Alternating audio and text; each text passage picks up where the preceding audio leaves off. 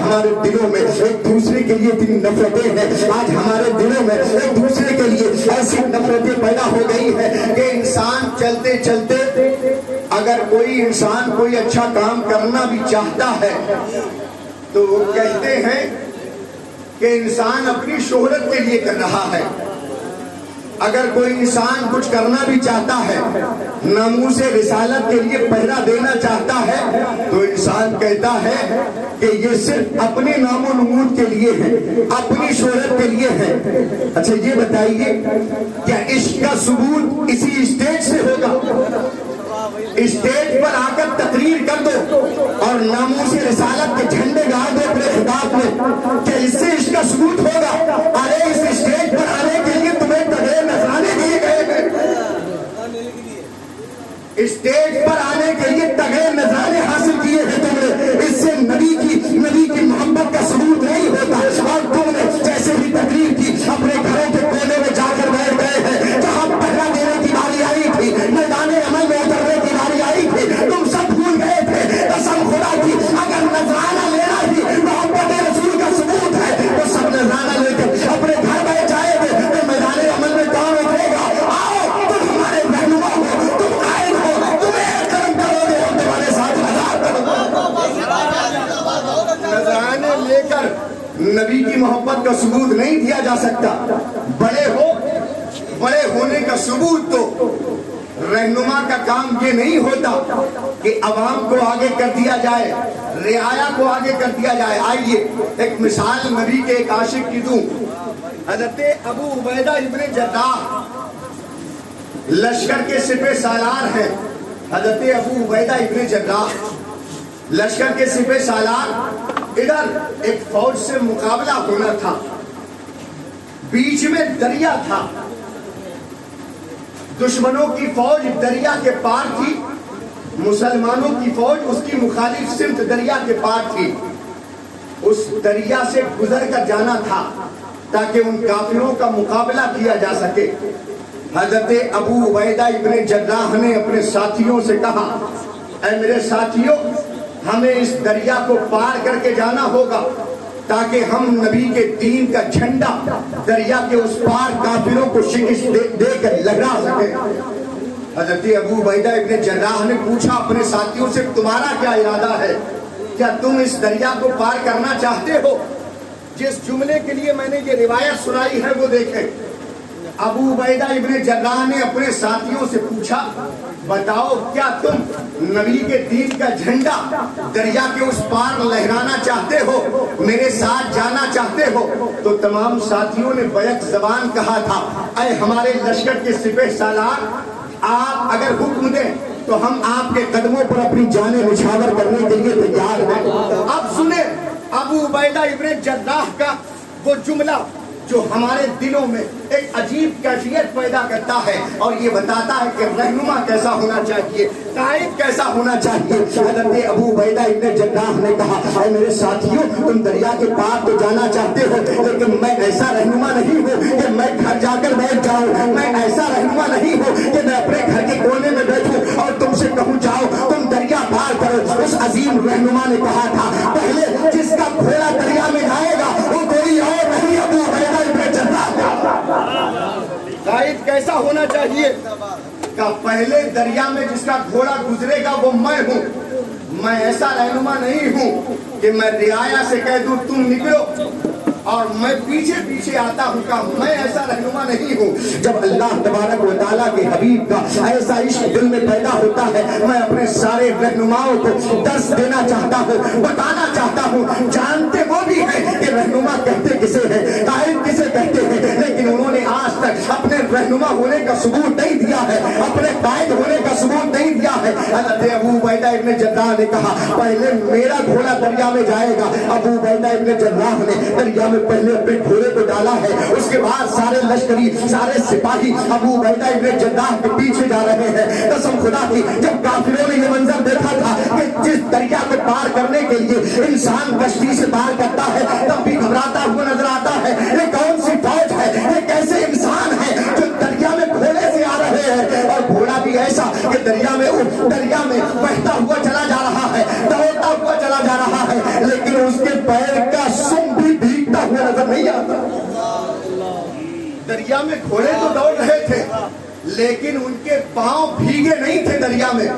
یہ پتہ لگ گیا تھا کہ تم نبی کے لیے نکلو گے تو سارا جہاں تمہاری غلامی کرتا ہوگا. تم نکل کر تو دیکھو نبی کے لیے. دریا پار کیا. حضرت ابو عبیدہ ابن جراح نے تاریخی جملہ کہا اپنے ساتھیوں سے, اے میرے ساتھیوں بتاؤ کسی کا کوئی نقصان تو نہیں ہوا؟ دریا پار کرنے میں کسی کا کوئی نقصان تو نہیں ہوا؟ ایک بڑی عمر کے صحابی تھے, کہنے لگے اے ابو عبیدہ ابن جراح میرا ایک مٹی کا پیالہ دریا میں گر گیا ہے. کتنا بڑا نقصان تھا. مٹی کا پیالہ, مٹی کے پیالے کی حیثیت کیا ہوتی ہے؟ کہ میرا ایک مٹی کا پیالہ دریا میں گر گیا ہے. ابو عبیدہ ابن جراح نے یہ نہیں کہا تھا کہ ایک مٹی کے پیالے کی حیثیت کیا ہے, تم اس کو کیوں طلب کر رہے ہو, اور کوئی بڑی چیز تو فوت نہیں ہوئی ہے. لیکن وہ نبی کے عاشق تھے, جانتے تھے جو نبی کا ہو جاتا ہے ساری کائنات اس کی ہو جاتی ہے. ابو عبیدہ ابن جراح دریا کے کنارے کھڑے ہوئے اور کھڑے ہونے کے بعد کہنے لگے اے دریا جانتا نہیں ہم کون ہیں, ہم نبی کے غلام ہیں, اور ایک نبی کے غلام کا پیالہ تیرے اندر سما گیا ہے, وہ کون واپس کرے گا؟ اتنا کہنا تھا, دریا نے اس غلام کا پیالہ واپس کر دیا. یہ ہماری حیثیت تھی, یہ ہمارے قائد تھے, یہ ہمارے رہنما تھے. صرف موٹے نذرانے لینے کا نام قیادت نہیں, صرف موٹے نذرانے لے کر اپنے گھر میں بیٹھ جاؤ اسے قیادت نہیں کہتے. آپ آئیے میدان عمل میں نکل کر آئیے, اور جو نکلتا ہے اس کو نہ جانے کیسے کیسے تانوں کا شکار ہونا پڑ رہا ہے. میں اس کی چوٹ سب سے زیادہ جھیل رہا ہوں اس وقت. ہمارے بڑوں نے آج تک ہمارا کوئی ساتھ نہیں دیا, اور اگر ہم نے کیا بھی ہے تو لوگوں نے کہا یہ فوٹو کھنچوانے کے چکر میں ہے, شہرت پانے کے چکر میں کا فوٹو کھنچوائے جا رہے ہیں. فوٹو کھنچوانے کے چکر میں آدمی آگے آ رہا ہے. قسم خدا کی یہ ساری باتیں تو قیامت میں کھلنی ہے, اس لیے کہ آج میں تم سے چھپا سکتا ہوں لیکن اپنے رب سے کچھ نہیں چھپا سکتا. یہ تو وہاں کھلے گا. اور الزام تراشیوں کی حد یہاں تک ہوئی کہ لوگوں نے کہا مولانا راشد تو ایسے ہیں کہ جو مداریوں میں بھی جاتے ہیں, شیریوں میں بھی جاتے ہیں, رضویوں میں بھی جاتے ہیں, صلح کلی ہو گئے. کیا کہا؟ یہی تو عقل کا اندازہ لگانا چاہیے. کہتے ہیں صلح کلی. ان سے اگر پوچھ لیا جائے کہ صلح کلی کہتے کسے ہیں, انہیں صلح کلی کی تعریف تک یاد نہیں ہوگی. کہتے ہیں مولانا راشد صلح کلی ہے, مداریوں میں بھی جاتے ہیں, رضویوں میں بھی, شیریوں میں. قسم خدا کی اگر صلح کلیت کسی کا نام ہے, میں شیری ہوں لیکن عظمت اعلیٰ حضرت بھی میرے دل میں موجود ہے. میں شیری ہوں, منار اعظم کا ادب و احترام بھی میرے دل میں موجود ہے. میں شیری ہوں, سارے سلسلوں کا ادب و احترام میرے دل میں موجود ہے. اگر اسی کا نام, منار اعظم کی محبت کا نام, اعلیٰ حضرت کی محبت کا نام, مفتی اعظم ہند کی محبت کا نام, حاجی میاں کی محبت کا نام اگر صلح کلیت ہے تو میں اعلان کرتا ہوں کہ آج سے راشد صلح کلی. کسی کو اگر صلح کلیت کہتے ہیں تو مجھے فخر ہے کہ میں صلح کلی ہوں, اس لیے کہ اصلی سنیت کسی کو کہا جاتا ہے. اصلی سنیت ہے ہی یہی.